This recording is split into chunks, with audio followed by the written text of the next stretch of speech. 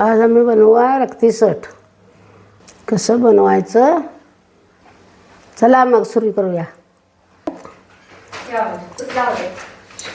आता तेल गरम झालंय. आता मी जिरं टाकणार आहो.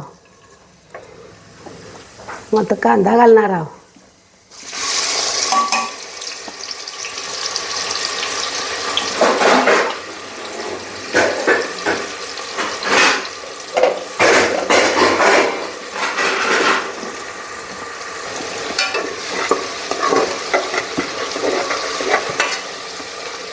आता कांदा भाजी सगळं मी बाकीचं तीख मीठ हे सगळं घालून तयारी करणार आहो.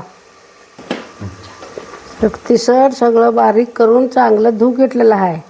आता ह्यात मी तिखट मीठ हे सगळं घालून मिक्स करणार आहो.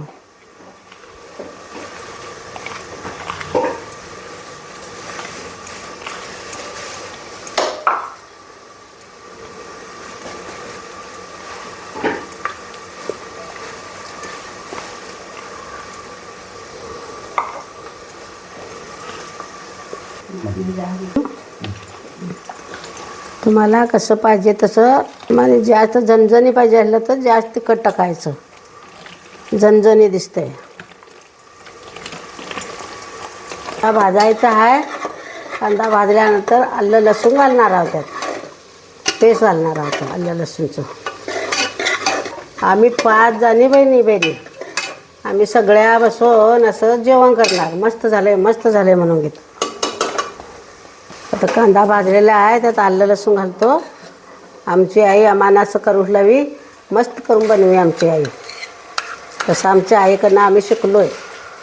मी कसं करलो आहे ते तुम्ही बघून शिका आणि कसं करा.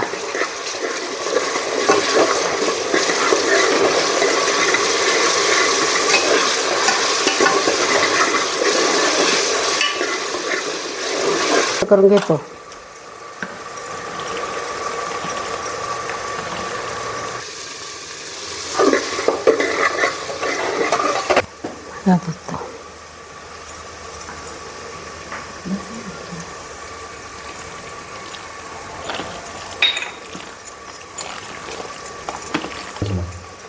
मी थोडी हळद मिसळून घेतली. आता कांदा माझा भाजलेला आहे. मी आता सगळं फोडणीत घालणार.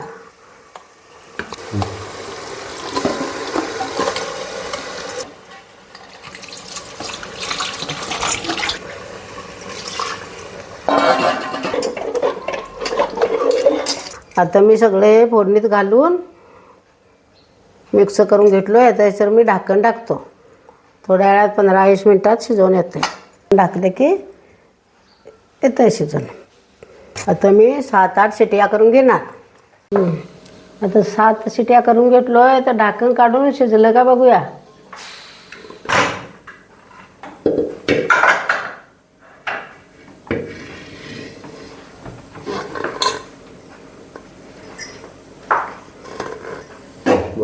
हां तर शिजलं का बघूया. आणि आता भांड्यात वतून काढणार.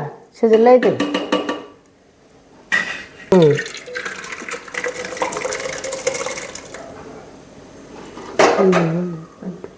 हां तर वाळलेलं खोबरं जिरं बारीक करून घेतलेलं आहे. आता ह्यात आम्ही मिक्स करतोय.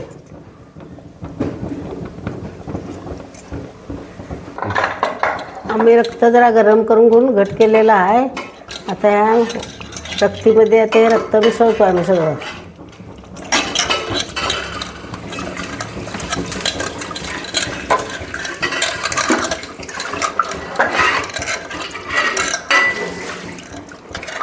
आता हे रक्त सगळं आम्ही मिसळतोय. त्यात हे सगळं हलवून ठेवतोय.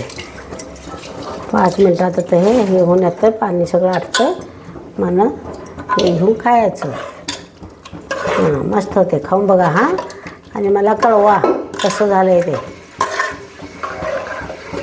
हां कसं झालं आहे ते खाऊन बघितल्यावर कमेंट करा मला.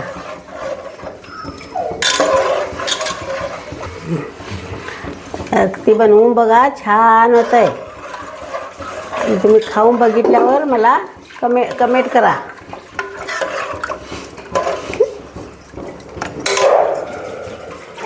हां तर 5 मिनटं बारीक गॅस करून हे शिजवून घेणार आहोत. नंतर खाण्यासाठी तयार आहे. कसं चपाती बरोबर भाकरी बरोबर कसं खायचं आहे ते खावा, एकदम छान लागतंय. आता आम्ही भेटूया पुढच्या रेसिपीमध्ये. कुठली बनवायची आहे कमेंट करून मला सांगा, मी बनवतो.